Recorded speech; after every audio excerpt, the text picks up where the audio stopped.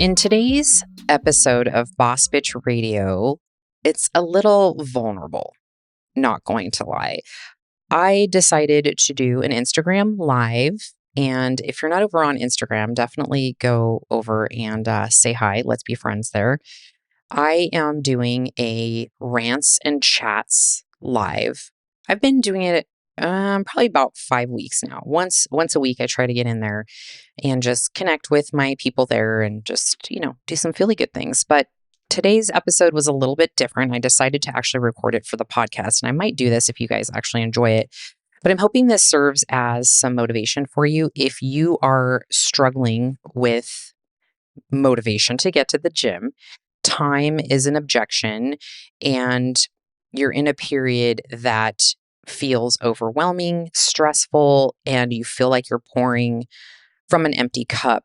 So I talk about what I've been going through for the past few months. I know some of you already know what the challenges have been with the things that have been going on in my life, and also what I'm doing about it, how I corrected it, how I'm taking control of that, and also lots of hints and tips for you guys to hopefully experience some relief and maybe take some of the tools and tricks that I mentioned in this episode to heart and craft your own motivation. We're going to talk about why I stopped my morning workouts as well, which, hello, if you know me, I'm the one that's always like, knock it out first thing, because then you have the rest of your day and you don't have to stress about getting your workout in. But I'm going to tell you why that hasn't been working for me. We're going to dive in. So for the past 3 months-ish, I've had a lot going on. And you will notice, of course, because life is lifey, that you will have these situations where time is an issue. And I'm actually going to put up one of the questions because you guys submitted some questions. And the recurring theme, I'm just going to read them off for you. Working long hours at a job, time, I'm a workaholic, time, my full-time job, daylight savings time was also one that was an issue. So I'm just going to put this one up because it was just a common theme, okay? So this ties into the moral of the story and some tips and hints for you guys, hints and tips. So past 3 months, I've had a lot going on. For those of you that are maybe a little bit closer to me, you maybe kept up along with the story. And those of you that are maybe new here or aren't too sure and just can't gather from my stories, I moved about an hour away from my hometown. Okay. And for someone who's been in the same area, raising her family, her kids, her business, all the things for the better part of 45 years, an hour away has been a big transition for me. Like my kids are all in my old town, my business, my friends, everything. And it just felt like it was time for a transition. So I moved away, and this is going to sound like a really sad country song. So if you create a song to this, let me know. We can collab. Okay. I mean, it could most certainly be worse. It's first world problems, but my car broke down, was in the shop during this transition. I mean, granted, I had a rental, but that was a little disorienting. And probably the biggest thing that I did not realize was going to take such a toll on my mental health by way of stress and adding an added stress to just the normal everyday stress was that my mom was in the hospital for 7 days and I was the main point of contact for everything. Like I drove my dad every day to go see her in Stanford and all of that. That was very, very stressful because I'm working between 50 and 70 hours a week. And so if you imagine that 7 days, I'm transporting my laptop and I'm finding little nooks and crannies in the Stanford hospital to pop open my laptop and do the bare minimum. It was stressful. And then obviously my mom's health condition, it's a heart condition. So that's also incredibly stressful. So I had that going on. In the background, I'm creating an online program, which I've done time and time again, but it's been a minute. And every time I do something, I want to improve it. So that has been a lot of time invested in revamping all the things for an online program and making sure that we're delivering an excellent experience. So creating an online program, I hired new staff. So I've been training training. And what I say, like training some of my staff to take over some responsibilities, training the new staff member, brought on a VA. And so the training itself is like, even though you're delegating, it's like that upfront work that you take to teach the people to do the things that have been in here. And so it's like, that's been a lot too, right? And then I hired a new content manager which probably wasn't a good idea, but I work well under pressure. So I'm like having to create content and all these things, which I'm sure you guys are seeing on my Instagram. So the past 3 months have been a time suck. Okay. And there's been some not so fun things and there's been some fun things. It's just been a season of things and lots of energy output from my brain. And my challenge was, or has been, that I'm just fucking tired, like I'm mentally exhausted and I'm drained. And what I've been noticing is that my workouts have been feeling like it's just one more thing, right?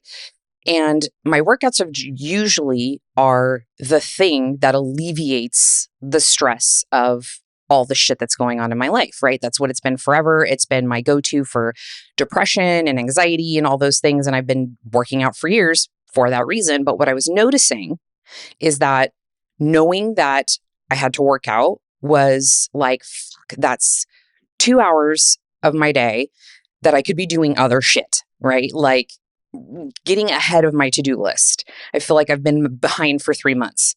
And so it was one of those things where I create my own schedule because I work for myself, but my mornings were being extended out. So just for quick reference, I'd be training around like 7, between 7 and 8. And then I wouldn't get home, sit down, like get cleaned up, eat food and then like dilly dally. And I wouldn't be sitting down to work till like 11. But mind you, while I'm at the gym, I'm still working. I'm answering emails, I'm answering DMs, I'm, capturing ideas as I'm in the gym and putting them in like a little notes area because content, ideas and things like that. So from the moment my feet hit the floor, it's like, even though I might not be here working at my computer, my brain's already like, it's already in work mode, right? So I felt like, again, the gym was adding to my stress. My boyfriend would come over and it would be dark outside, right? Like he'd come over after work, he gets off at 6 and I'd be sitting here and he's like, I know you haven't been downstairs to eat or do anything because all the lights are off downstairs. And he would be, making my dinner, whatever. And he'd be like, okay, let's go for a walk. Like he's trying to pull me out of my office. It's like 7, 8 p.m. at this point. So I realized that my stress outlet, which was the gym, was adding to my stress. What the fuck? Does anybody else feel like that? It's just me. Like, I got one more thing to do, right? So now being someone who's in the fitness industry and who has made their business career out of fitness. And I hate to say this, but the reality of it is, you guys, that it's been my career has been based off of my body, okay, for lack of better words, right? For part of it, right? That's what people see. It's the front facing thing. It is the shiny object that's like, ooh, how did she get that? I want to do that thing or whatever, right? So it's taken a hit to my self-worth, sadly, but true. And just being completely vulnerable with you guys, because I'm doing all these fitness things, creating all this content, and I'm trying to do things you guys, I'm about to get emotional. I just felt like a spur of like, I'm going to cry right now. We're not doing that. We're not doing that. We just did our makeup. But I'm pouring, I'm pouring into the cup of which is my passion. And for me, it's really hard to separate because I love what I do. I love teaching people that they have control and power over their lives, their bodies, and all these things. And I have clients crushing their goals, and our coaches have clients crushing their goals. So all these things are happening. And here I am, just like, I don't want to go to the fucking gym. Okay. And so as a leader, I just know I haven't been going into it with my best mindset, and I haven't been giving it my best, right? Like I know that balance is a myth, right? And so there's going to be these periods of time where the energy output is so great and overwhelming because I've had so many of these periods in my business of 17 years where it's grind, grind, grind, and I'm having to pour from an empty cup for a while, which is not fun. And so now I know better. So I'm doing better, right? I'm doing some little things that might seem like not a big deal to some other people, which is self-care things. And maybe this is something that can sort of help you break through this little spot if this sounds like something you're going with or you're dealing with. So small things for me are, really crafting my perfect cup of coffee, right? Like my Nespresso is amazing. I love that. It's a ritual every morning. Self-care, like my baths, that's like a thing, right? So it's almost every night. I'm just like, I'm in the tub, I'm soaking, I'm like washing away the day's stress, right? So little things like that have been helpful. But the meat and potatoes of what helps my mindset and helps me pour into, you guys in terms of like really wanting to help my community, my audience, all that fun stuff is my fitness. And that's what I love.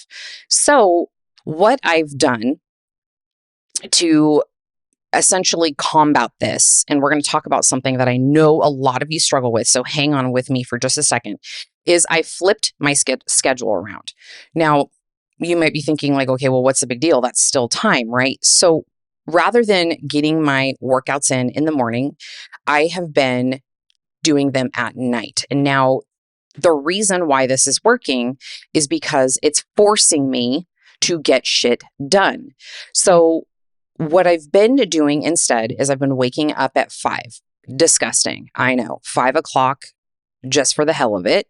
Like, bitch, get some sleep. No, I've been getting up at 5 o'clock. And what I've been doing is taking that time at 5 a.m. to read and do personal development stuff, because that's something that it's been missing for too long, probably the better part of this year, where I carve out some time, I sit down, I can read, I take notes, I'm filling my brain with new information and things that I know are going to help my audience, that are going to help myself, and sort of bust through just self-limiting beliefs and also tactical things, tactical tools and strategies, right?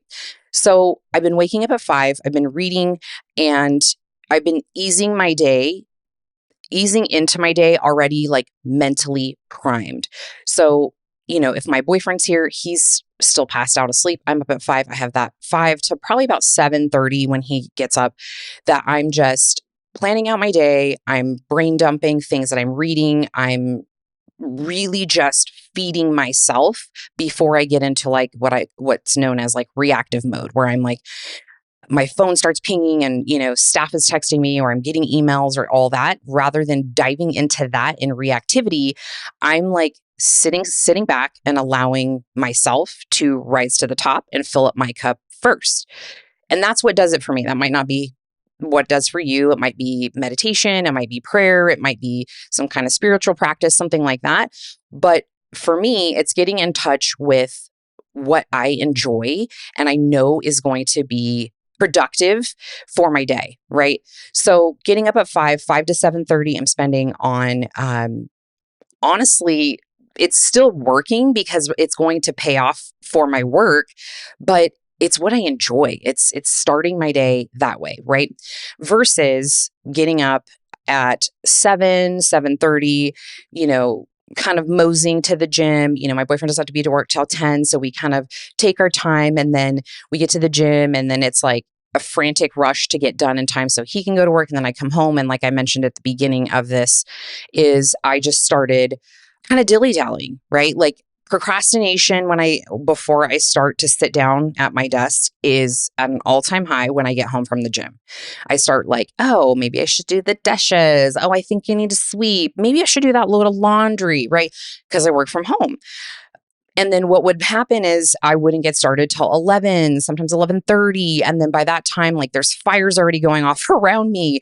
My phone is blowing up. I look at my email and it's like panic, right? So this has been nice to force me to ease into my day and it's been so much better because let me tell you what's been happening. And we're going to talk about this principle called the Parkinson's Law. I took some notes because I wanted to like really dive into this with you guys. It's called Parkinson's Law, which we're going to talk about in a second. And I can bet that most of us have this struggle. But what I've been doing is starting my morning like that, and then starting my workday, usually around like 9, dive into things, and then I'm working through 6 p.m. rather than sometimes 8. And the reason why I'm stopping at 6 is because Jack, my boyfriend, he gets off of work. He owns a supplement shop, so he'll pick me up. So I have to be done at 6 p.m. So what this is doing is it's forcing me to get the most important things I need done and not get squirrely, because I'm sure I've shared this on the podcast before, but I was diagnosed earlier this year, which is not like groundbreaking because I feel like a lot of us struggle with this, especially the day and age that we're in with technology and all of the notifications and things like that with adult ADD. So I'll take my medicine for that and I'm good and I can get some stuff done. But there are still moments in my day where the shiny object comes and the squirrel in my brain is ready to like go to a rave. And this is when you guys see me posting videos dancing and shit like that, because I'm just like, I need a shake. I need to do something. And so a lot of times I would just get squirrely and then like, my brain needed a break from the task at hand. And so I'll just start tab switching, right? And just doing all that. And I'll have 85 tabs up and I'll drive everybody crazy when they come and look at my computer. Anybody else do that? Anybody else living with, let's see, 1, 2, 3, 4, 5 individual Google Chrome, like main browsers. And then within those browsers are like 10 other browsers. Yeah, that's me. So I'm gamifying my schedule. And what I mean by that is I'm making magic happen before 6 p.m. because of Parkinson's Law. So if you've never heard of Parkinson's Law, essentially what it means is the work that you have will expand to fill the time available for its completion. Okay, I had to write that down. And it's a thing. And I've learned about this years ago. So for example, let's say your boss comes to you and says, you know what, Mrs. Jones, I need you to do this project and you've got 3 days. You got 3 days for this project, right? Somehow, come hell or high water, more than likely, you'd be able to knock that out. You got 3 days. You're going to figure that out. You're going to reverse engineer it. What's the priorities? You're going to check it off the list. If your boss came and asked you to do the same task and they told you you have a week, guess what? It's likely going to take you a week to complete it. So for my example is I start my day with my tasks and my to-do lists and all the things. And what I was finding is that if I have until 8 p.m., that shit's going to take until 8 p.m. to get done. But now because I'm finishing at 6, that shit's getting done at 6. And if there's stuff that's left over, which there always is, let me just tell you, there's always a forever to-do list. Okay. I told my boyfriend last night, I said, when I feel like I'm getting ahead in one area, like my laundry's caught up, fucking awesome, right? Something else in the house is on fire. Okay. Like the bathrooms need to be cleaned or whatever. And I have not found somebody to come in and like, I usually like someone to come clean, like a deep clean, like once a month or something. I have not found anybody yet. So that's my problem. But I'm like, as soon as I figure out one thing, like another thing, like pops off. So my to-do list just kind of insurmounting, right? There's always something to do, but, and I suggest this for you, is if you operate off of a to-do list daily, is to look at that list and decide at the end of the day, what 3 things will need to be finished in order for me to feel accomplished, right? That's super important for me because when I leave for the gym at 6 p.m., if I've finished those 3 top priorities, then I can go to the gym and be way less distracted, right? Anyone else feel this way? Like it just feels so good crossing shit off of a to-do list. So flipping my schedule solved this problem. And hopefully you're picking up some kind of little nugget here that might apply for you. But my workload, like I mentioned, is accomplished by 6 if I want to have a distraction-free workout. Now, this isn't always perfect, but what I've noticed, okay, and this is where you have to have a real awareness of how stress is affecting you and how you relieve stress. What I have been noticing is that, and I told Jack this the other day, is when we get home from the gym in the evening now, I'm like, I feel like light. I feel joy. I'm like, I feel happy. That's weird. Like, it's not that I'm not happy, but I've just been like in this, like doing things, do all the things. Rah, rah, like, I feel like I'm just being pulled at, right? And so at the end of the day, when I'm ending my day with my workout, it's like, it's like a big body exhale. And I can be more present with him. And we're just like kind of, downloading what's happened for the day and things like that. And so the other benefit to this is that when we get into the gym, we get there, usually like 6:15 or so, 6:30. I have made this like unwritten rule. I don't even think he knows about it, but I'm like, we're going to get in and out of here in 60 minutes, 50 if it's like an upper body day and just cardio, right? But we're going to get out of here in 50 to 60 minutes. Like, bitch, I set a fucking timer, okay?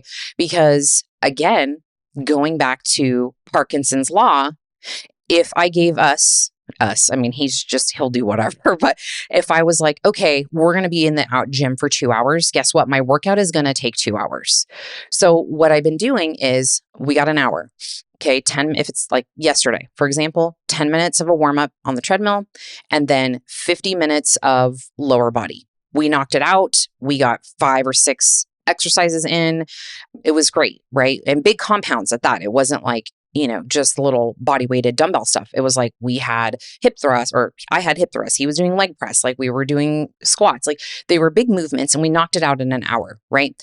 So that for me has been great because then, like I said, when we get home, I feel less stressed. I've knocked out all my work. I've knocked out a workout and we can now have time to enjoy making dinner together, catching up, and then just kind of preparing for the next day.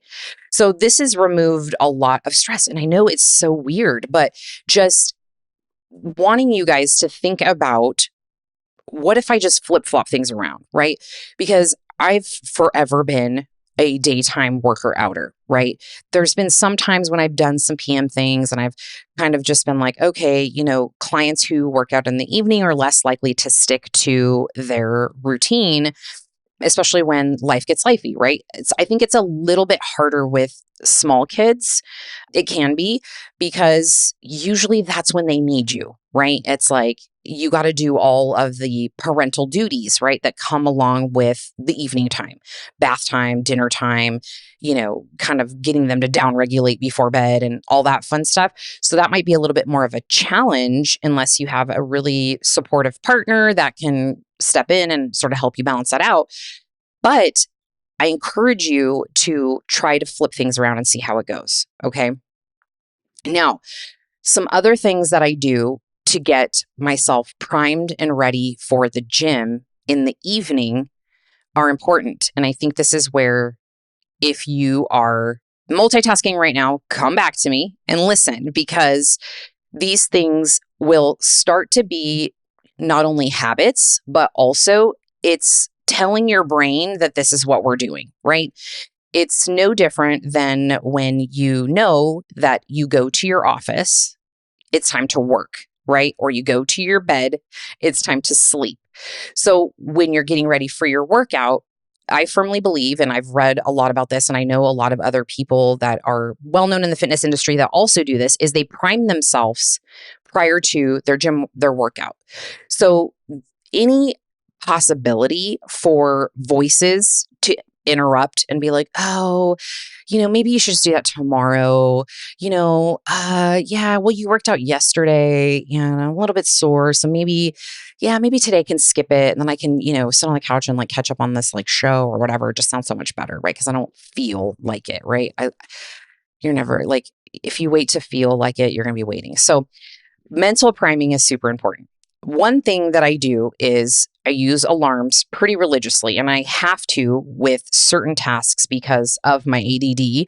Even with ADD medication, I set timers. And one of my favorite Instagram influencers who's my age-ish, right? I think she's like in her early 50s, which is Shalene Johnson. And if you follow her, I would love to know who follows her as well. She's amazing.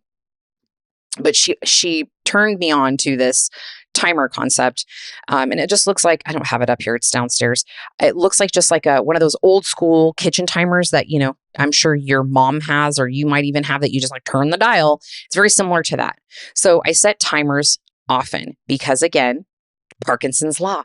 If I gave myself 2 hours to do a thing, it's going to take me 2 hours. If I give myself an hour, I'm going to knock that shit out and I'm going to be focused. So when it comes to priming for my gym workouts, I set timers, and one of them is to make sure that 2 hours prior to the gym, I've eaten something.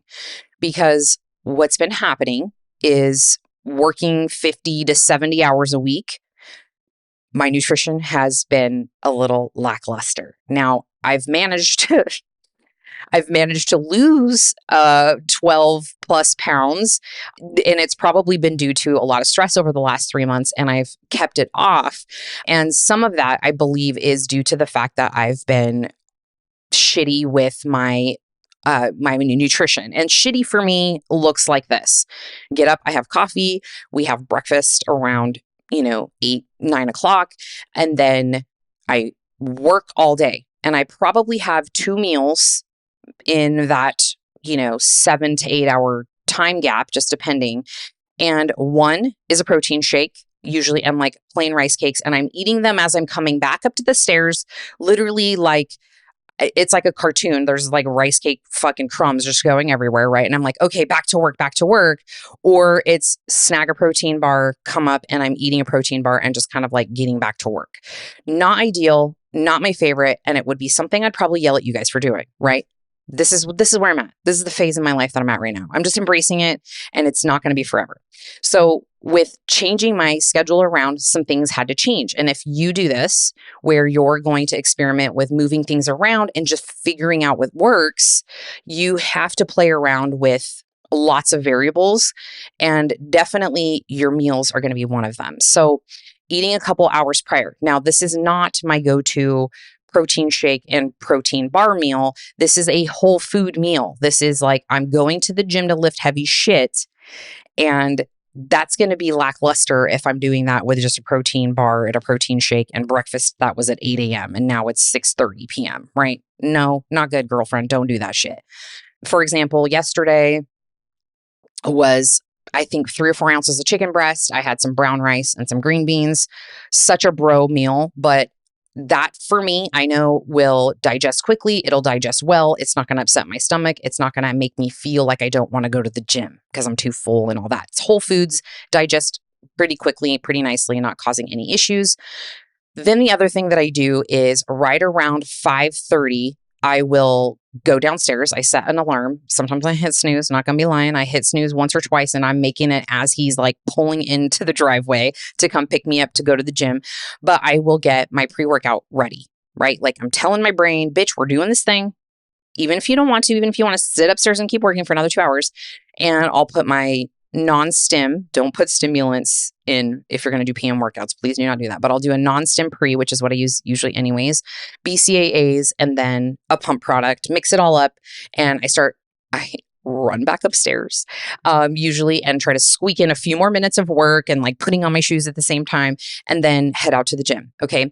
The other thing that I think is super important, and again, if you're multitasking, come back to me, is having a hype song, okay? Something that you listen to that tells your brain, bitch, we're working out. And generally, it's the same song for me, okay? And I think it's important that you find a song that when you listen to it only when you need your hype up time, like when you need to be hyped up for the gym. So for me, that song, and will always, probably forever, the song will be is, are you ready for it? Is All I Do Is Win by DJ Khaled. I believe it's DJ Khaled. Correct me if I'm wrong. But that shit is on a favorite, and it's my gym hype song. And I'm usually playing that while I'm getting ready and kind of doing all the things before my boyfriend Uber pulls up to take me to the gym. Okay. This is telling my brain when this song comes on, you're getting ready to do the thing. Right. I think it's super important. I've read a lot about visualization and sort of ingrained habits and athletes that have certain things that they do. And I'm sure you've heard of this if you follow anybody in sports or you've watched documentaries where people will have like a hype song or a ritual or something like that. I think those things are incredibly important, even for mundane things like getting your ass to the gym. And even if you're like, well, I'm not an athlete, why should I need to do that? Trust me when I say, priming yourself with a few things that tell your brain and trigger your brain to know that you're going to do an activity is more likely that you will follow through and do that activity. So that is a little bit about what's going on in my world and how I'm combating the time objection, and hopefully have inspired some tips along the way. But I want you to get really curious when you are mentioning or feeling like time is an objection for you to reach your goals. And it doesn't even have to be just your fitness goals, right? It can be anything that you're trying to achieve and you're just like, oh, I don't have time, because before you know it, you're going to be 45, right? Or maybe you're older than that. Like I'm 45. And there's a lot of things that I would still like to accomplish in this short lifetime. And I know personally, and I don't know about you, you tell me, that with the time objection, there is a good part of that that is in my control, right? I'm going to take responsibility for that rather than using it as an excuse for not achieving what I need to achieve. And like I mentioned at the beginning, is that you're going to have these periods, right? Like I feel like I've been in it for 3+ months of just a high output of things and not pouring into my cup very well. And that's going to be the foundation for taking a wider lens, right? That time that you're like, I'm spending doing all the things. And I had to look back and say, where can I solve this problem? I feel like that's my job. My job is to solve problems. This is one of my purposes on life, is to solve problems for people. And I also need to solve problems for myself. And so how can I do that? What can you look at in your time audit, right? Brain dump everything you do in a day. This is something super important that my business coach, Mark Fisher over at Business for Unicorns, has created a program called Time Ninja. And I usually revisit this one at a minimum, but sometimes 2 times per year, because repetition is the key of mastery. And it's very easy to slip back into old patterns that create a sense of friction, right? Stress or unhappiness. So time audit, brain dump everything you do on a piece of paper, how long it takes you, how long are you spending times on things? I mean, in his program, Time Ninja, it's like, how much time do you spend eating? How much time do you spend pooping? Like all the things, and putting it all down. You need to know how much time everything takes and then break that down.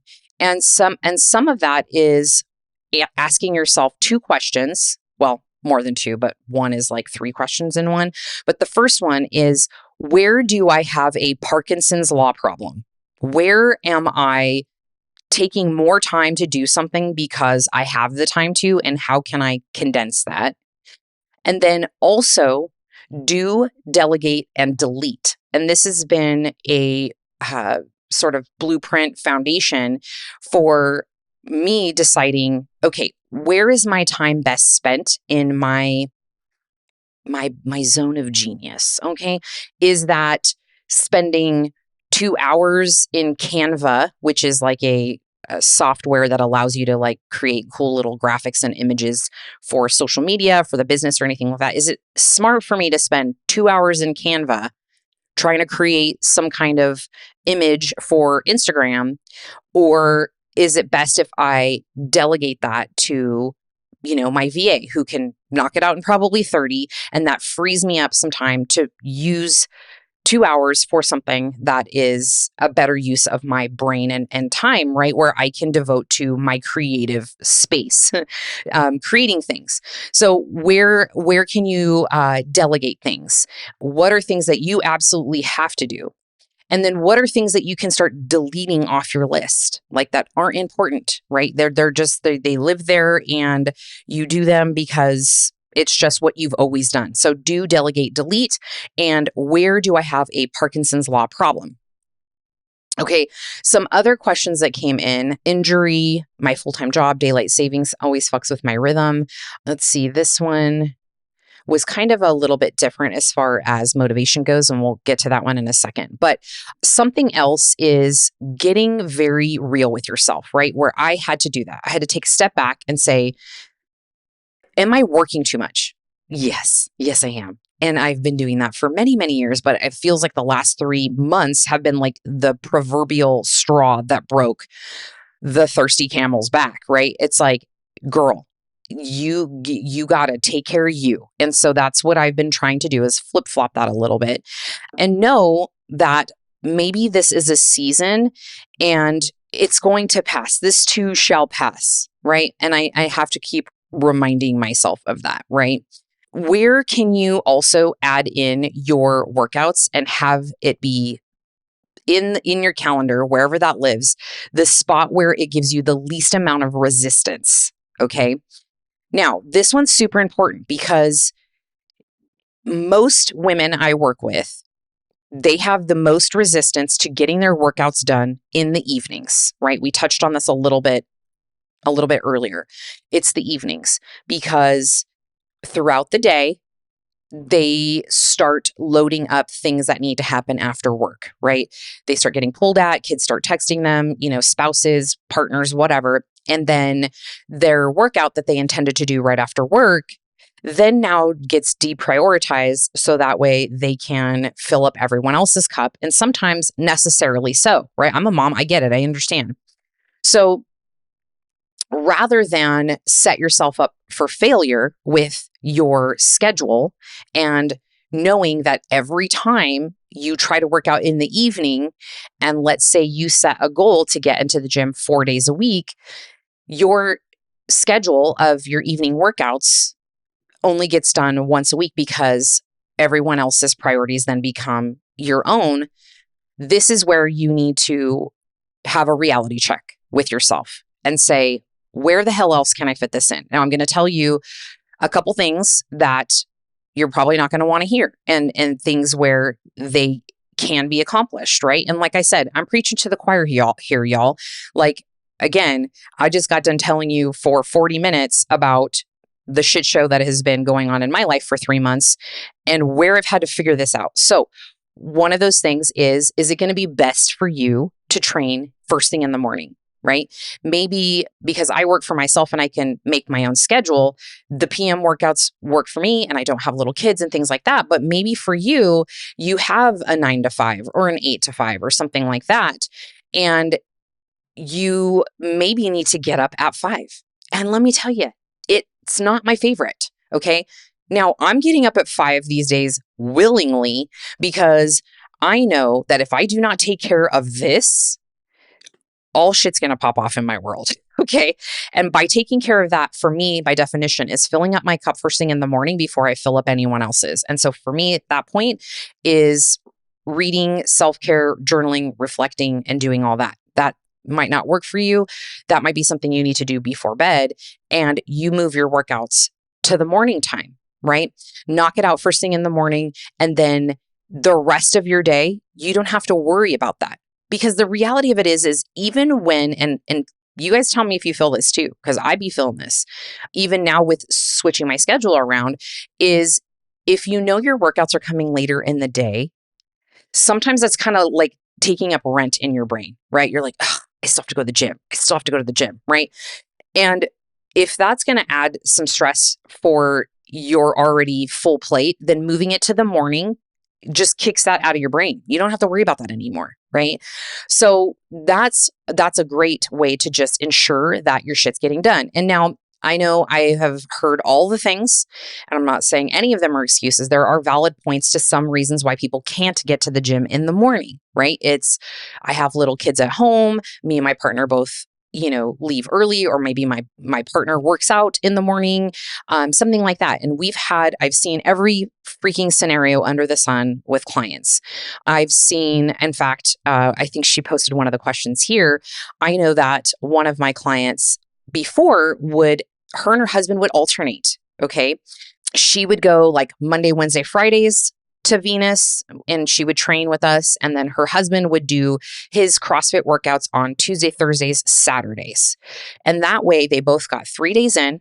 They didn't have, the kids had someone at home in the mornings. They weren't being left alone.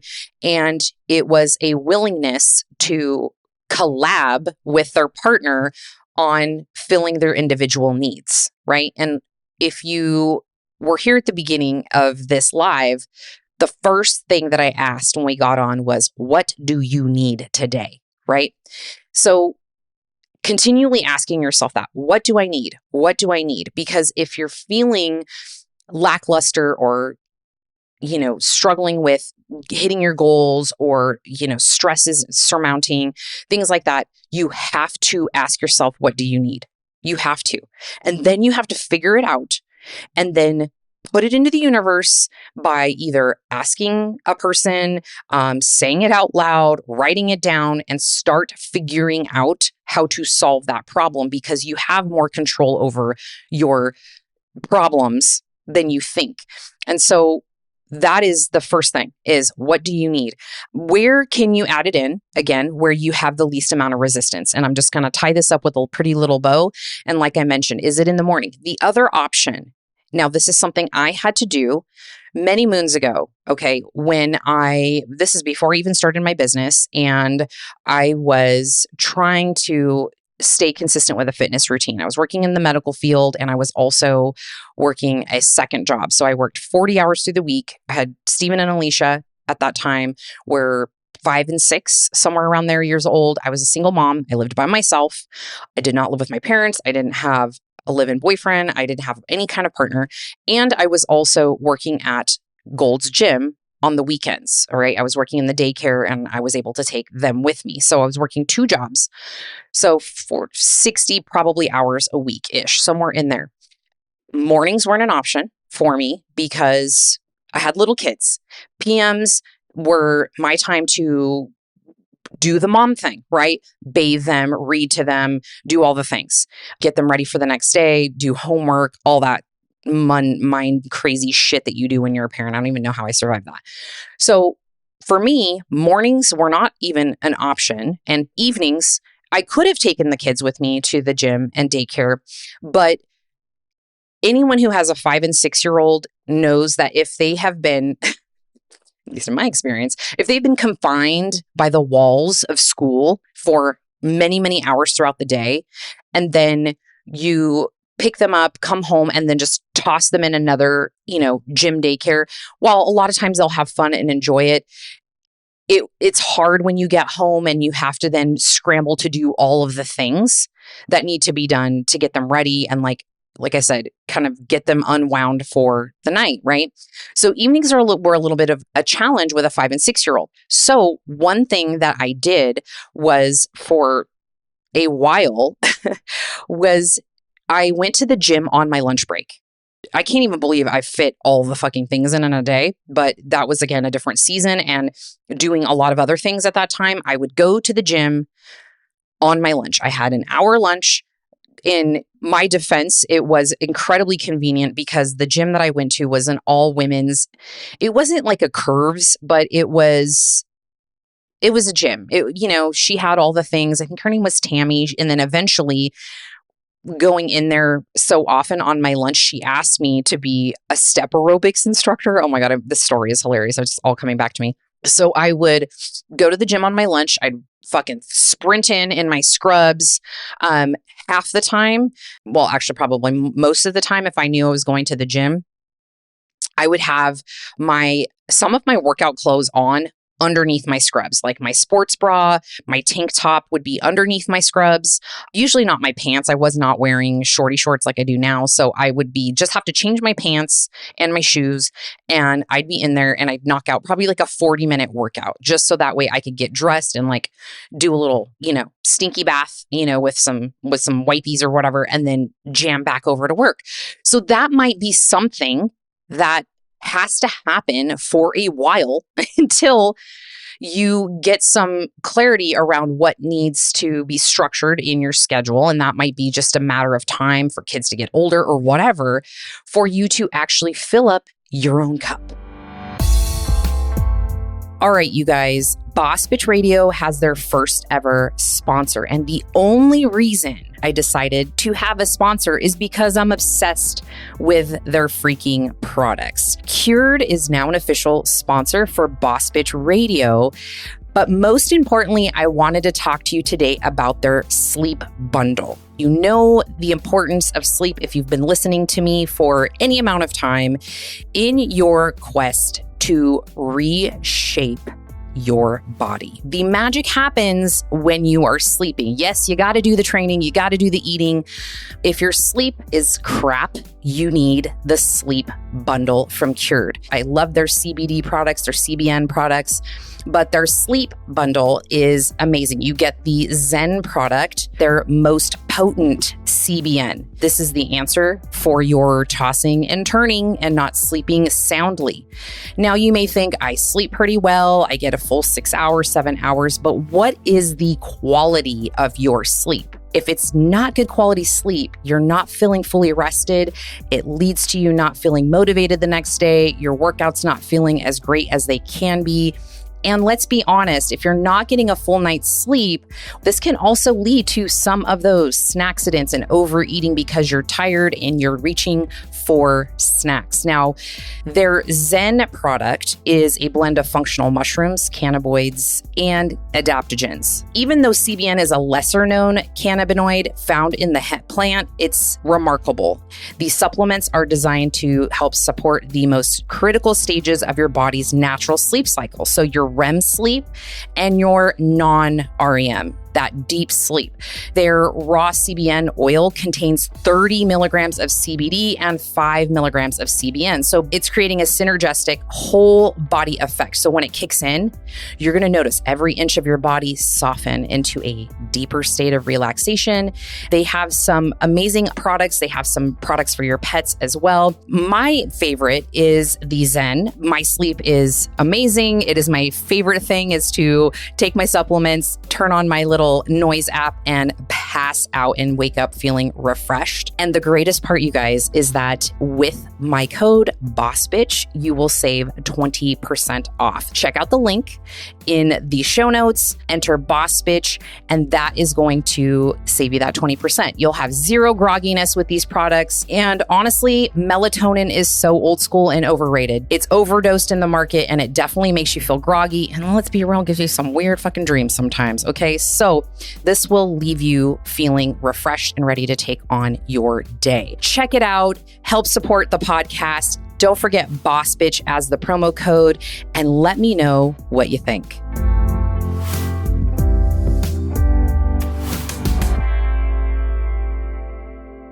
Another tip that I have for you is, and this is something that I always speak very highly about as a tool or a strategy, is enlisting the help of someone else that is going to hold you accountable. And the word accountable, I think, is thrown out a lot. And it's basically like somebody that's just going to call you on your shit, right? Like, who's going to call you on your shit? But you have to tell them what you need them to call you on your shit on. So that way, you're telling somebody what you need, right? So something that I do is I tell my boyfriend, because we spend a lot of time together, I say, I need you to hold me accountable to XYZ. So lately it's been, I need you to make sure that, and these are some things I expressed to him that I needed. I sit all day long, and unless I force myself to get out and get steps, I will have, no joke, you guys. And if you do any kind of step tracking at all, you're going to know how terrible this is that sometimes I'll end the day at 8 p.m. and I'll have 1,200 steps. And those steps are literally just from me just getting up and around the house, up and down the stairs to do whatever. And that's it. That's terrible. That is not good at all. As a baseline for just like health, I would say 4,000 is a very low, great place to start if you have a very sedentary job, and then trying to build up on that. But 4,000 steps is nothing. And I was getting 1,200 last week, or maybe it was a few weeks ago. I looked at my averages for the week of my steps because I just kind of like to get an idea, right, of where I'm at and what I need to improve on. And my average was like 5,000 steps a day, which is not the greatest, but it's improving, right? It was, like I said, 1,200. So having an accountability person saying, yo, I'm sucking at this thing, so I need you to help me stay on track with this. So one thing I told him, and so it worked in his favor because he does not want me turning into a rabid troll, is that I told him, like, if I don't get movement, I'm going to be an awful person. Like I'm going to be not suitable for human consumption. Like no one's going to want to be around me. And that is definitely a me problem. And I take ownership for that. But can you please help me be accountable to getting my steps in and getting to the gym? So he knows he's my accountability person. I don't have Coach Glitter anymore, which is a very sad fucking thing to, say like, go meet me at the gym or whatever. Like we don't have that anymore, which is really sad. And it's probably going to make me cry again, but we're not going there. So Jack will say, okay, I'm on my way to come pick you up for the gym. And I will not let him down because I asked him to help me. Okay. So it's a sense of like, I want to be a person of my word and saying like, if you tell me to do this thing, I will do it because I asked you to tell me. You see how that works? This is just a weird forward feeding cycle. Okay. So finding somebody to hold you accountable and come hell or high water, owning up to that accountability with them, right? Like saying, I don't want to, but I'm going to. And it's okay to say that. You don't have to be like rainbows and sunshine and like Coach Glitter always says, like positive Pollyanna. Like it's not going to be like that every day. And that's okay. I'm not motivated every day to go to the gym. In fact, for the past 3 months, I can think of probably 3 times where I've been really excited to go to the gym and like, whoo, I'm like ready, right? And it's usually on a Sunday, if I'm being honest, because Sundays I guard and I put boundaries up and I try my hardest. It doesn't always work to not work. And so I feel like I can go to the gym and we can take some time and like really just chill. I don't feel like this pressure to have to get back home and do shit, right? So there's that. And then the kind of last thing that I'm going to leave you with is, I want to say it's a disease that is rampant amongst a lot of us, but I work with women. So most of the women that I see that struggle with this whole topic of motivation is they let perfect be the enemy of good. And what I mean by that is you're needing your workout structure, time, schedule to look perfect. And if it doesn't, you just do nothing, right? And so I'm here to tell you that it doesn't have to look perfect. Good enough is good enough. And so for right now, the season that I'm in, good enough means I'm getting in my workouts in the evening and they're 50 minutes to an hour, which is plenty. Okay. I'm not trying to build anything right now. I'm just maintaining. I'm very happy with my body fat and my shape and everything. So it's really just maintenance of the vehicle. Okay. And so with that, I know that in a perfect world that I would be like every other fitness influencer out there and I would be boisting out of bed, just super excited and ready to hit the gym and knocking it out at 5 a.m. and all the things and just, having the perfect day after that. That's not my reality. And so if it's not your reality, create what is your reality and accept that, work with it, and know that it is adaptable. It can always change. It doesn't have to be like that forever. I don't anticipate that I've converted myself to a nighttime exerciser. I don't know that. I know that it's just working right now, right? There might be a season in the summertime or the spring where that changes.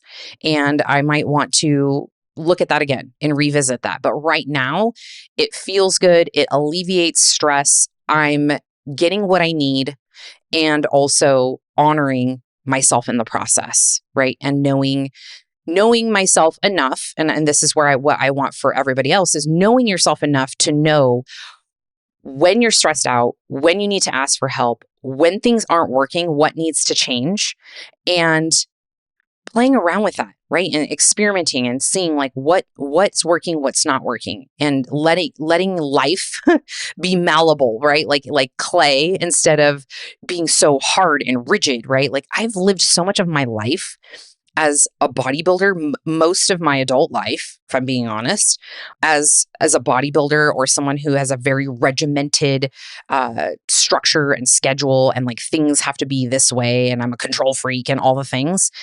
And it's been more so like this last year where I'm just like, I got to ease off the pressure for myself because it's not serving me and my highest good, and it's not serving the people that I serve, because showing up as an incredibly stressed out, burnt out, kind of resentful, those feelings, that stems from me not being able to ask for what I need and fulfilling those needs, or, or reaching out for people to help me fill those needs. Right. So don't be afraid to ask for help. Don't be afraid to play around with different things in your lifestyle, in your schedule, to make it work for you. And also don't worry about it looking perfect. Man, that was a lot of talking for 58 minutes, and y'all are still here. I love you. So I'm just going to finish up with a few questions if you want to chime in. I know there were some other ones that came through. One of the questions that came through was, I stick to my workouts, and it sounds like she says, I struggle on how to know when to push my limits or increase weights. This is one that is very different for each individual person, right? So what's helpful, and it's hard to, without having a ton of context, right? Like, well, what kind of training do you do? And how long are you in the gym? And what are you feeling, right? These are questions I would ask a client in person or one of my online clients. And also, what is your goal, right? So we're just going to use the goal example of you're trying to reshape your body, because that's what my specialty is telling people how to reshape their body and make it look like what they want it to. That's what weight training really is. Really. It's like you are the sculptor of your own physique. You're like, you got the clay, right? You have the clay mold. And then weight training is just like, you're just carving out all the things how you want them to look. That's what I love doing. It's so much fun. And I love helping other people achieve that. But when it comes to pushing your weights, pushing your limits, how to know when, it's really a matter of when you're training, how is that weight feeling during the set, right? If you, for example, are doing leg extensions, let's just give you a tactical example. I just did a video or a reel on leg extensions. So if you're not familiar with that exercise, go check it out. It's on my Instagram. But let's use leg extensions for an example, right? Let's say your program calls for 3 sets of 10 to 12 reps, and you knock out the first set. You get to those 12 reps and you think to yourself, I probably could have did 5 to 10 more. This is your indicator. If you're trying to change the shape of your body, it's too light, right? We're not creating enough stimulus in the muscle to generate that response, which is regrowing or laying down new muscle tissue, right? Because I know I've said this in other podcasts, but maybe for those of you that have mentioned it, that really is the job of weight training. It is creating these little microscopic tears in your muscles during the training session. And then it's your recovery and repair that then repairs that muscle to create the new shape, obviously with time. That's not something that happens overnight. But if you're training in this example, in your leg extension, first set, you get to 12 reps, you're like, damn, that was easy. I don't feel really, my legs are a little warm, not really burning. And I probably could have did 5, maybe 10 more. Way too light. Okay. Play around with it. Maybe the next set you add, 10, 20, 30 more pounds. Kind of gauge it from there. Maybe let's say you added 30 pounds more to your leg extension. In set 2, you start getting, 1 rep, 2 rep. You get to about rep 6 and you're like, I'm struggling, right? Maybe your butt's lifting out of the chair because the weight's pulling you down. It's a little bit too heavy and you can barely get to 8, right? That's probably a little bit too heavy. If you're trying to get into that 10 to 12 hypertrophy range, then maybe that's a little bit too heavy. So then maybe set 3, you find what I call the Goldilocks spot, right? Which is something in the middle that's not too light, it's not too heavy. And this is where I think if you can, when you're in the gym training for body recomposition, being in the Goldilocks spot and a teensy bit towards the excess and a little bit more towards the too heavy is probably going to be your best bet versus too light if you're trying to produce enough response for your body shape to change. Okay. So you find that sweet spot and you're in the Goldilocks spot and you knock out 12 reps. And in your head, you're thinking, probably could have only got 2 to 3 more reps without breaking form or feeling like this was starting to get too sloppy, right? So you have to find that Goldilocks spot. And it's a little bit different for every exercise. And honestly, like what your goals are too really plays into this. So that's just one little tip to kind of think about as you go into weight training workouts. Okay. Oh, somebody says, I wish I was close to you. I own a cleaning company and I would hook you up. Oh my God, I would love that because let me just tell you, I'm trying to find a cleaning company, because I had a wonderful housekeeper that came twice a month at my old house and she was a client of mine for many, many years and she's amazing. And so it's going to be hard for me to find somebody to replace her. I already know it. But when you go on Yelp and you're looking for somebody to clean, I didn't realize that like it sends a request to, or maybe I pushed a button. I don't know, y'all. I'm old, so I maybe did something. But it sent like a message to all these cleaning companies. And then all of a sudden my phone was blowing up with like quotes and questions and this and that. And so I was just faced with too many options. And so I chose none. I'm sure you know how that works. So that's where I'm at with that. Okay. Kelly_Ella says, I have a herniated disc and I can't lift for over a month. Only physical therapy and walking. Any advice? Do that. Take it from somebody who has had many, many injuries over the course of their exercising life and went against the advice of those that are smarter than me in the medical field and told me not to do things. One of which was a shoulder injury. I have suffered many low back, just like strains, injuries. I have some things going on with a hip. I have some crazy ass scoliosis. My neck is a situation. Y'all, I went to the chiropractor last week, 2 weeks ago for the first time, and he did x-rays and I took video of them. I'm like, hey, can I take video of this from my Instagram? And I haven't even posted it yet, you guys, because if you saw my spine, it looks like a racetrack. And he also told me that I am approaching a level 3 or stage 3, like severity in my neck. Yeah, I don't know, the bones and shit. That's not my specialty, y'all. But I'm heading towards arthritis in my neck. Wonderful. Great. So we're doing some stuff about that. But when it comes to herniated discs, you don't want to mess with that, right? There can be potential irreversible damage that happens. You could damage nerves. You could have numbness that doesn't go away, things like that. So with things of that nature, and honestly, a lot of injuries, my go-to advice is never work through pain. Work around pain. So I would say, 1, listen to whatever your doctor's saying. So if they're saying, do not do anything, just physical therapy and walking, then listen to that. Sometimes you have to ask questions. And I know over the course of my fitness lifetime that when I have an injury, especially when I've been getting ready for a bodybuilding show, that the pressure has been on, like, you can't miss a body part, right? Like you're training for a show. That's like, that sucks, right? And so there was a point in time where I think this was my 3rd bodybuilding show and I was working with a trainer 3 days a week and I had pulled a hamstring. I tore it, very small spot, very high, like almost where the tie-in and hamstring like meet. And it felt like a paper cut and it just was irritating and uncomfortable. And so I went that entire season without training hamstrings. Okay. panicking, worrying that I wasn't, going to have enough muscle, all the things. I ended up still doing well. I think I placed third in that show or something.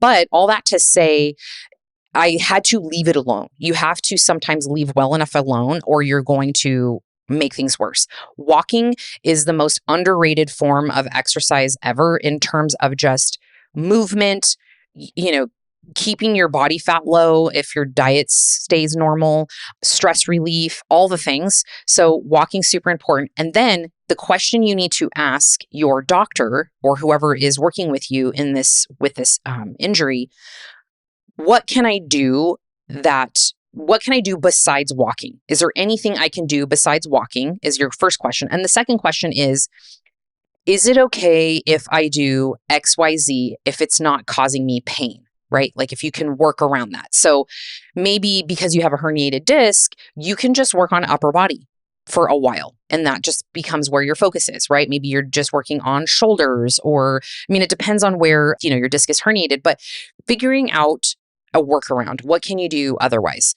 And again, with your doctor's permission. So that would be a suggestion I have, just so you can stay in the zone, focused, and not lose momentum and progress, right? I know that's a big struggle for some people. And especially if you're anything like me, where your workouts are part of your mental health, right? Super, super important.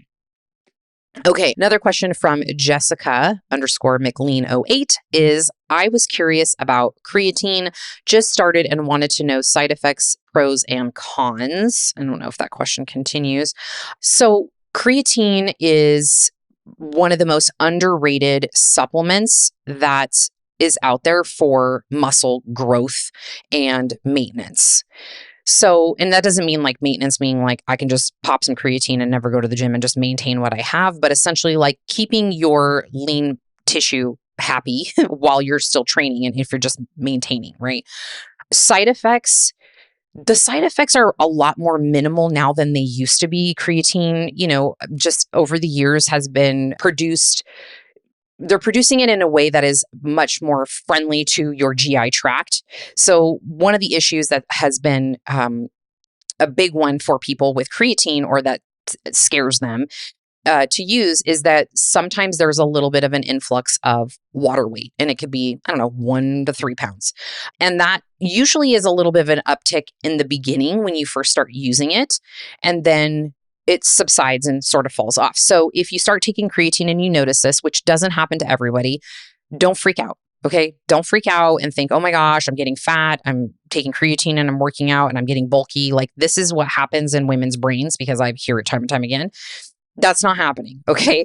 So creatine is very, very safe. It's easy to take. You can either take it in a powder form. I have been taking it in more of a pill form 30 minutes prior to my training, which is, I have a supplement episode coming out not till January 1st, but it has a robust list of everything I'm taking right now with links to everything. And one of them is I believe it's called Power ATP. The label is standing out to me. It just says ATP, but it does have, creatine monohydrate in it. And so that is one of the best forms of creatine, is the creatine monohydrate.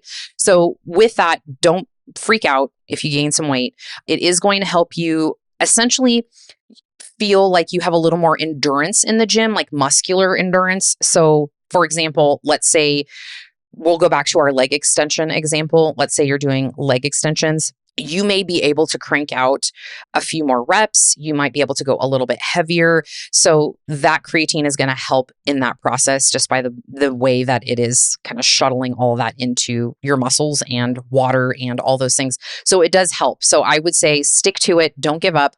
Creatine is one of those things that you need to take consistently, because it does take some time to saturate your muscles and your system.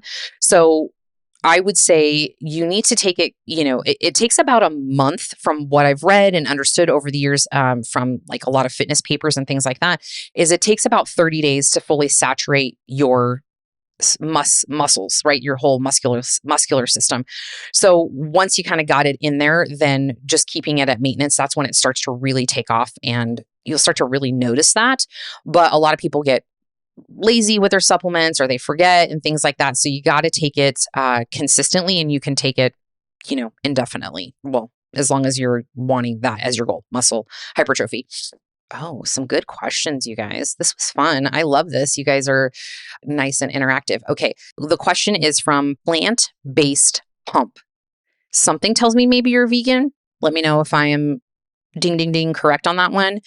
The question is, if you see that you need more muscle at the end of a prep, should you compete for experience or go back to growing? This is an it depends question.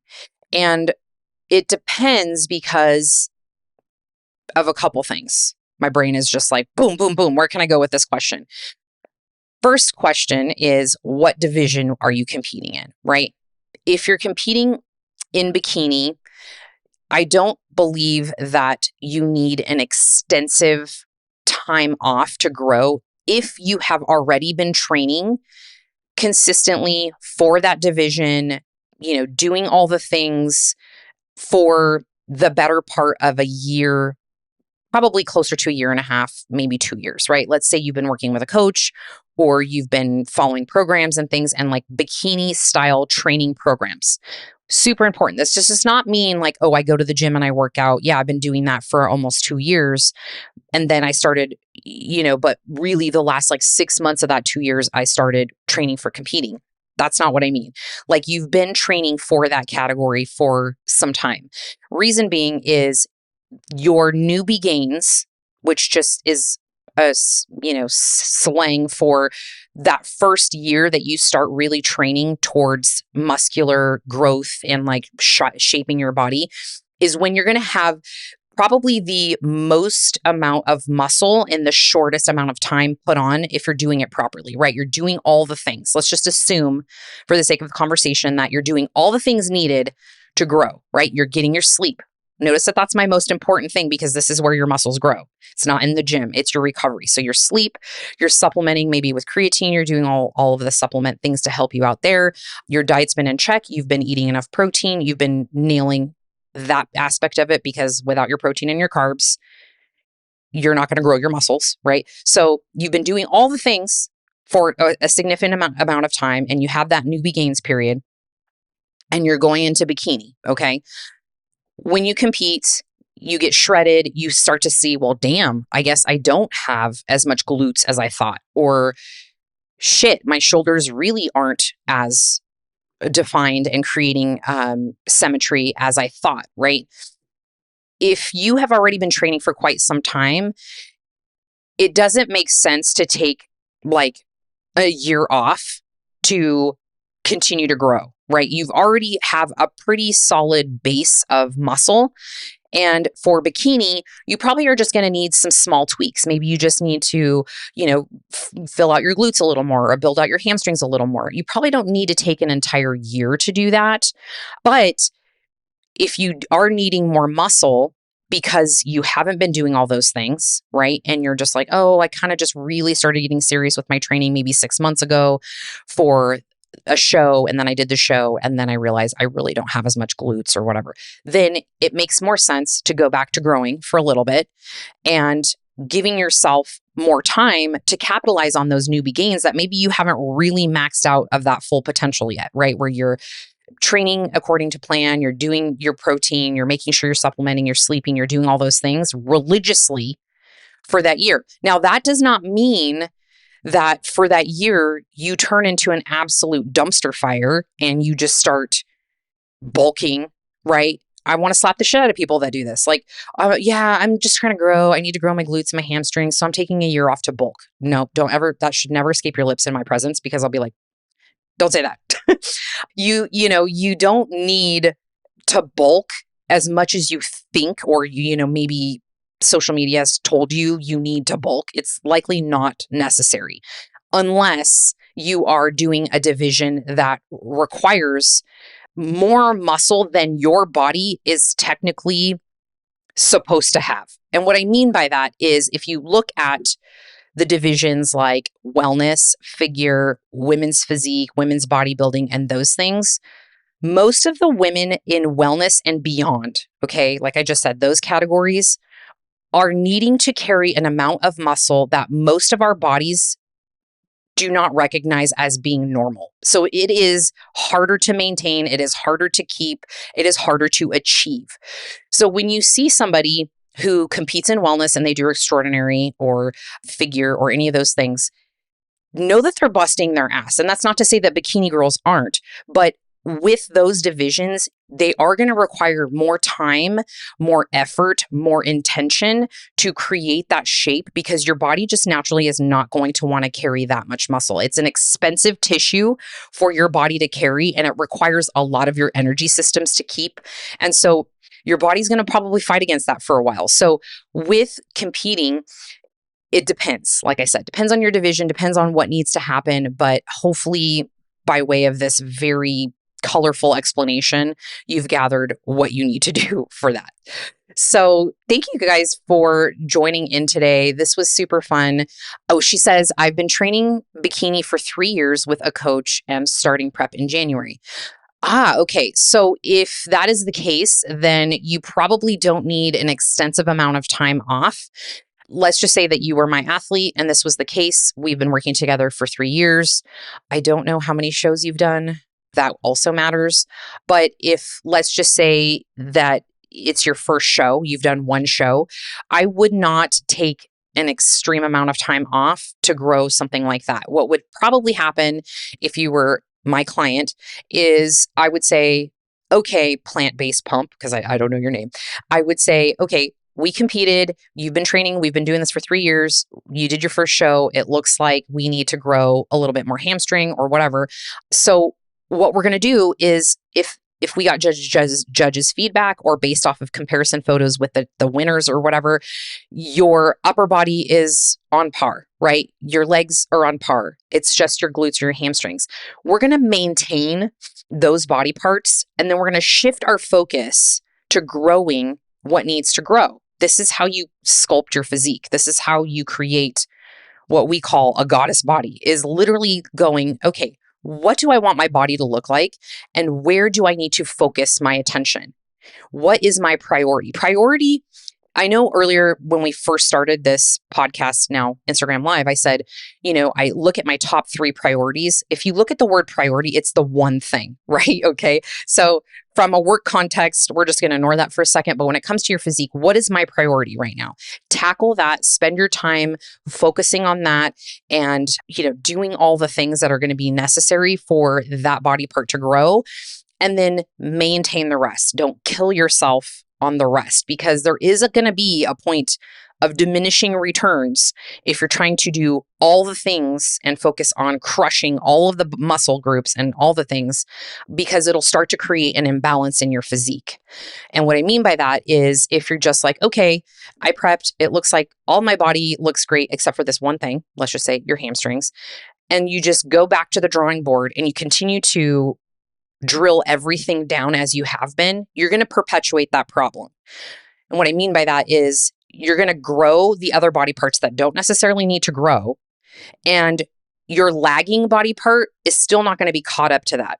So in bodybuilding or creating a physique that you want to look like a goddess body or symmetrical or whatever, you have to be very aware of your weaknesses muscular wise. And it's usually something that you don't typically enjoy training, right? Like the vanity muscles or, the biceps and things that like you can see and, they're like your signature. Those are always more fun to train. And so I can usually look at an athlete on stage when they're shredded lean and I can say, oh, she does not like training shoulders, or she does not like training glutes, or maybe they just don't know how to activate properly. That's also a possibility and a conversation for another podcast. But just focusing on that, focusing on the lagging body parts and allowing everything else to just be at maintenance or not just a full-on like grow phase. All right. An hour and 23 minutes. This was super fun. I enjoyed starting my day this way with you guys. I hope this episode or this Instagram Live was helpful. Shoot me some hearts if you have been here and you appreciate what we're doing here together on Boss Bitch Radio. Oh God, some really great questions came in, you guys, and I got a jam. But one that came through that I would love to dive into is there's a few. How to get training clients to respect my schedule and my off time. I'm going to give you just a couple things. Set boundaries. Be very clear about what your availability is in terms of hours that they can reach you, and also get very clear on where they can reach you. One thing that I did very early on, because I was struggling with this and I was just wanting to be a people pleaser and all the things, as I had to set boundaries with my clients. And one of them was, I was very clear that Sundays are untouchable. That is time for myself and my family. Exceptions to that are when clients are in prep. I will not answer emails after a certain time. And I used to allow clients to just reach me through text message and ask me questions about their programs and shit through DMs or Facebook Messenger or whatever. You got to cut that out. And the way that you need to think about this is just how you would protect your time for anything else. Is in order for me to serve all my clients in the best way and my highest good, is that we have a system in place for communication. And if that system isn't in place, then one, you're not effective. Two, you're stressed out and you're pouring out of your cup into everyone else's, and you're going to constantly feel drained and like your time isn't your own. And so you have to take that back. And it's just by setting boundaries and communicating that in a empathetic way. That's like, I've been enjoying that I've been able to be available, but unfortunately it's taking a lot out of my schedule and being able to be an effective coach. And so here's some new boundaries that, I hate the word rules, but like new procedures or policies that I'm just trying to implement and go from there. And you can always course correct that, right? So that's something that you can decide at any moment to change. Okay, I can't resist, you guys. I have to answer these. What is a good warm-up routine right before lifting? Also, is it true to do cardio after weight training? A good warm-up routine in my opinion, is doing body weighted movements that mimic the weighted movements that you're going to do. So, quick example, if you're doing, let's say last night I did Smith machine squats. So before I put the bar on my back, I will use a booty band and I'll just do some body weighted squats. I will do some mobility things, just kind of like hip rotations, like getting my legs moving and things like that. And then I will move to the Smith machine, and you allow your weighted workouts to be essentially part of your warm up. Okay. So priming myself for the Smith machine with body weighted squats, then moving to the Smith machine. And I will usually do the Smith machine with nothing on it, just to kind of find my footing and see how my body feels for the day. And then the first 2 sets are a warm up set. And then the subsequent sets, usually another 2 or 3, are working sets. And generally I will do this with the first 2 exercises if they're big compounds. And then my body's warmed up and ready to go. And I can essentially execute the rest of my workout as long as it's the same body parts. So if you are doing legs and that's all you're doing, then your first couple of weight exercises can serve as your warm up for that. But if you're doing something like full body, that might be a little bit tricky. So you might need to adjust that accordingly. And what I mean by that is, if you go into some upper body stuff, you're probably going to need to prime and do a couple warm-up sets with the weighted workout, just a little bit lighter, to kind of get your joints ready and some mobility going. I'm not an advocate for static stretching before weight training. And that's just because over time, a lot of studies have shown that it's actually counterintuitive to your weight training. So if you are doing static stretching, and by that I mean like, the classic, like grab your ankle and like pull it towards your butt to like stretch out your quad, or, kicking your leg up and folding over and doing a static like hamstring stretch where you're lengthening the muscle. You don't want to be doing a lot of that. You can actually get injured, which is crazy because I've done that before. So just keep that in mind. And as far as your question, is it true to do cardio after weight training? Oh, I hate that I have to say it depends, but it depends. If you have the time and you've built it into your schedule and you will get it done, yes, it is best to do it after your weight training. Quick reason is that you want to allocate your energy resources to the primary driver of body shape change, which is your weight training. Okay. Your cardio is not going to change the shape of your body. So if you didn't already see my reel about the melted candle, please go watch that. So cardio after is ideal. Now, in scenarios where this might not be possible where you're in contest prep and you have to do all the things and maybe you need to do fasted cardio. So you're knocking out fasted cardio. My go-to suggestion or rule of thumb with that is, and this is not ideal again, but when you're a competitor, nothing is ideal, is that you knock out that fasted cardio. The best thing would be to then like go home, get ready for your day or whatever, have some meals, and then do your weight training later. So you have some food in between before you go into your weight training, and you're not going right into your weight training after you've just done 45 minutes on the stair mill. Like 45 minutes on the stair mill and then going to do legs, your leg workout is going to be trash. Okay. So that's also something to consider, right? So I usually recommend this. It's very person specific. The other thing I will say about this is, and then I'm really going to be done, is do it when you're going to get it done.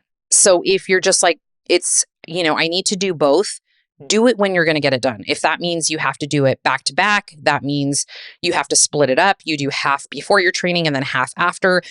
Don't let perfect, like I said earlier, be the enemy of good. Like, oh, I have to have it perfect because Diane says it has to come after weight training. And so if I don't do it that way, I'm just not going to do it anyway at all. Don't do that. Just get it in how you can get it in because it's better than not. Okay. So that would be my suggestion for where to place your weight training. All right, you guys, you have been lovely. Hopefully you have a fantastic Wednesday. Thanks so much for listening in, participating, asking questions, and honestly now being a part of the podcast. I wasn't planning on recording, but I ain't mad about it. So enjoy your day and talk to you soon.